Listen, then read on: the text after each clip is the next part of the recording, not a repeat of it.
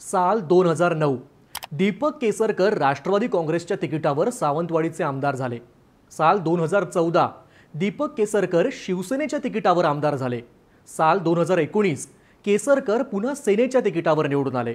त्यांना मंत्रिपद मिळालं, सिंधुदुर्गात ताकद मिळाली, सगळं काही सुरळीत सुरू होतं। 2022 ला सेना फुटली आणि केसरकर एकनाथ शिंदेंसोबत गेले। मग मतदारसंघात त्यांच्या अडचणी वाढणार अशा चर्चा होऊ लागल्या। पण लोकसभेला केसरकरांनी एक बेरीज केली। आपले जुने विरोधक असणाऱ्या नारायण राणेंशी त्यांनी जुळवून घेतलं। राणेंना आपल्या सावंतवाडी मतदारसंघातून लीड दिलं।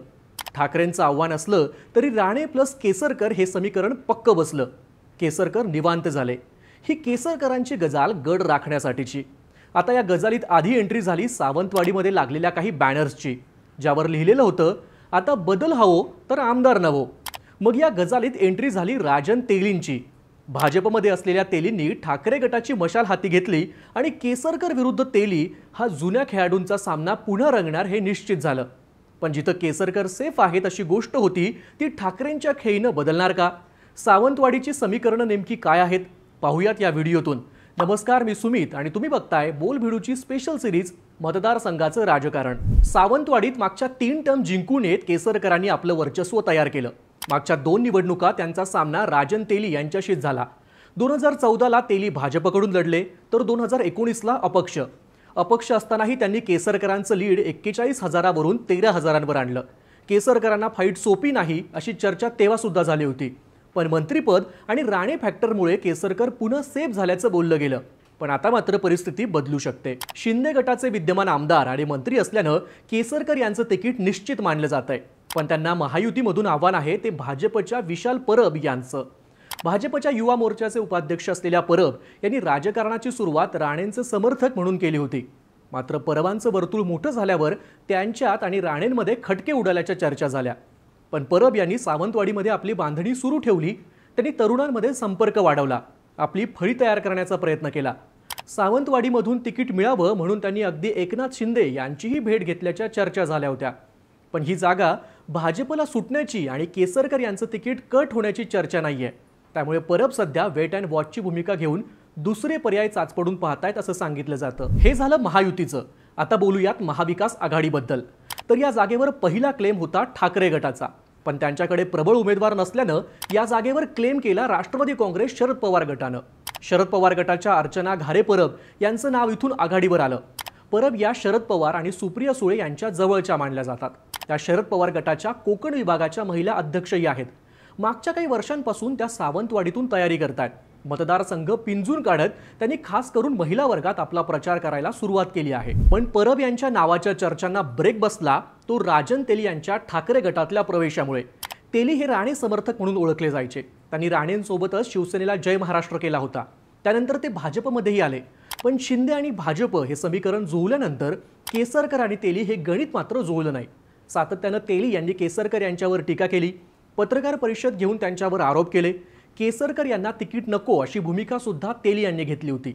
पण जेव्हा केसरकर यांच्या तिकिटाचे संकेत मिळाले तेव्हा तेली यांनी ठाकरे गटात प्रवेश केला आणि केसरकर आणि राणे या दोघांनाही हादरा दिला। आता ताकदीच्या हिशोबाने बघायचं म्हणलं तर केसरकर हे 3 टर्म आमदार आणि मंत्री सुद्धा आहेत। त्यांच्याकडे विकास कामं आणि मतदारसंघात आणलेला निधी हे मुद्दे असले तरी विरोधक त्यांना याच मुद्द्यावरून आणि अपुऱ्या राहिलेल्या आश्वासनांवरून घेरतात।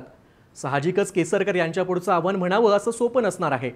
त्यात तेली यांनी अपक्ष असताना देखील 56,000 मतं घेतली होती। या मतांमध्ये यंदा ठाकरे गटाच्या इथल्या मतांची बेरीज होऊ शकते। सोबतच राणेंना विरोध असणारे भाजपचे कोवर मतदार सुद्धा तेली यांच्या मागे उभं राहू शकतात। राजन तेली यांनी पक्ष सोडताना सावंतवाडीमधल्या घराणेशाहीवर टीका केली। 2005 मध्ये आपण शिवसेना सोडून चूक केल्याचं सांगितलं। भाजपच्या रवींद्र चव्हाण ते देवेंद्र फडणवीस या सगळ्या नेत्यांशी आपले चांगले संबंध असल्याचं त्यांनी ठाकरे गटात जाताना सांगितलं। त्यांचा थेट निशाणा होता तो नारायण राणे यांच्यावर। आता नव्या समीकरणांमुळे राणे आणि केसरकर ही बेरीज बसणार आहे। साहजिकच राणे आपली पूर्ण ताकद केसरकर यांच्या मागे लावतील।